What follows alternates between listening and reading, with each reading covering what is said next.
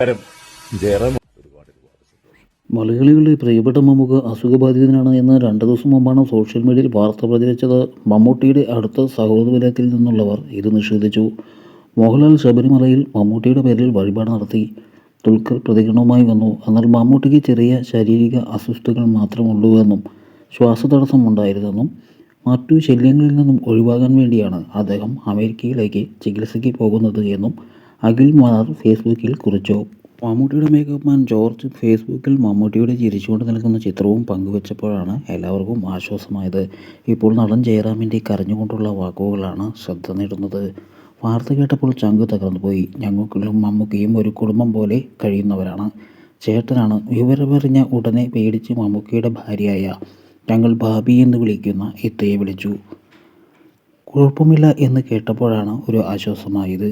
ഏറെക്കാലം മമ്മൂക്ക നമ്മളോടൊപ്പം ഉണ്ടാകും. ഇനിയും അദ്ദേഹത്തിന് നല്ലത് സംഭവിക്കട്ടെ എന്ന് ജയറാം ആശംസിച്ചു.